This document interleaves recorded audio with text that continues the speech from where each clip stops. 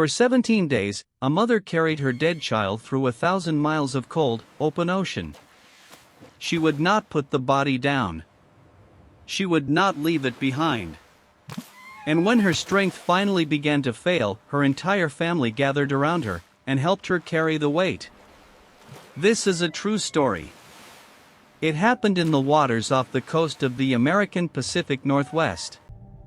And by the time it was over, it had stopped people all around the world in their tracks, because it forced us to ask a question we don't like to face.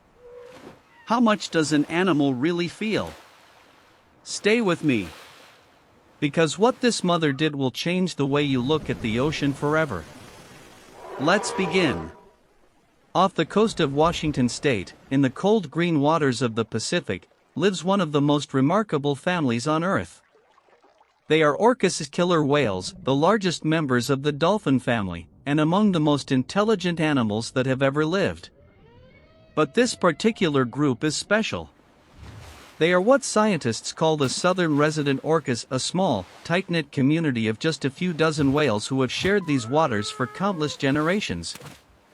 They do not live like most animals. A mother orca and her children stay together for their entire lives. Sons never leave their mothers. Daughters raise their own babies right alongside her. They hunt together, travel together, and talk to each other constantly in a language of clicks and calls so unique that each family has its own dialect, a way of speaking passed down from mother to calf, like a name that belongs to no one else in the sea. And at the heart of this story is one female. A mother who had already lived through more than most of us can imagine. She was pregnant. For 17 long months she had carried her baby, because that is how long an orca's pregnancy lasts. 17 months of swimming, of hunting, of waiting. For her family, a new calf was everything. Because here is the heartbreaking truth about these whales: their numbers had been falling for years. Their main food, the great salmon runs, had grown thin. And it had been a very long time since a single baby had been born to this family and survived. So when the calf finally came, it was not just a birth. It was hope itself, arriving in the water. The little one was born near the surface, a tiny black and white shape slipping into the vast blue. The mother nudged her upward, guiding her toward that first crucial breath of air. For a few precious moments, the baby lived. She took her first breaths. She moved beside her mother in the light near the surface. And then, after only half an hour in this world, the tiny calf died. What happened next is something no one who saw it will ever forget. The mother refused to let her go. As the small body began to sink, she dove beneath it, lifted it gently onto the front of her head, and pushed it back up to the surface. Again and again. Every time the current pulled the baby down into the dark, the mother dove and brought her back into the light. She was carrying her child. And she would not stop. A day passed. Then another. The scientists who study these whales watched in stunned silence as the mother pushed the body of her calf through the water, mile after mile, hour after hour. When the baby slipped from her head, she caught it. When she needed to breathe, she balanced it, took her breath, and lifted it again. She was doing something that should have been impossible to keep up. And she did not stop. But here is the part of this story that changes everything. Because she was not alone. Orcas do not grieve by themselves. As the days wore on and the mother grew exhausted, her family stayed with her. They slowed their pace to match hers. They circled close. And at times, when she could no longer hold the weight, other members of the family appeared to take turns, helping to keep the tiny body near the surface so their mother, or sister, or daughter, could rest. They did not swim away to feed and leave her behind. They carried her grief with her, the way only a true family can. 3 days became a week. A week became 10 days.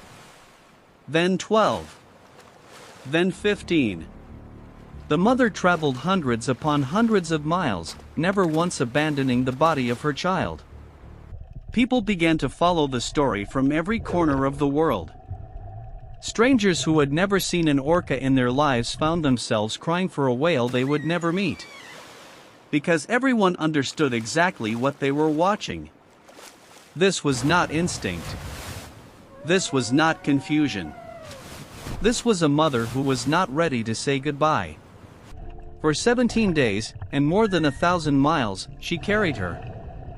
And then, at last, the mother let her baby go.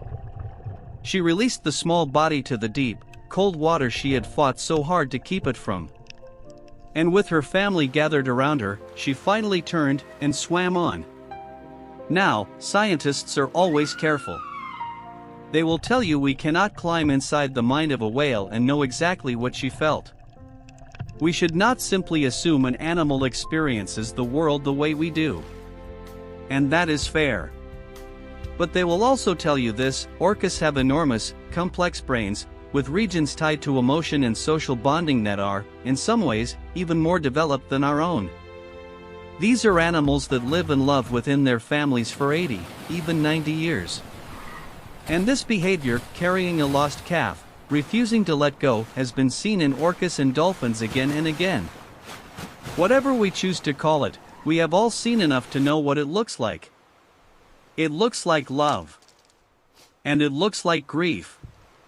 The ocean can seem like a cold and distant place, a world of hunters and prey, of survival and nothing more. But every so often, it shows us something that shatters that idea completely. A mother who would swim 1,000 miles rather than say goodbye a moment too soon. A family that would not let her carry that sorrow alone. So the next time you look out at the sea and think of it as empty, remember her. Remember that out there, beneath the waves, are creatures who mourn their dead, who stay with their families for a lifetime, and who feel the loss of a child as deeply as any heart on this earth. She reminded the whole world of something we should never have needed reminding of. That we are not the only ones on this planet who love. And we are not the only ones who grieve. If this story moved you, do remember a small kindness, subscribe, and stay with us for more true stories of the remarkable creatures we share this world with.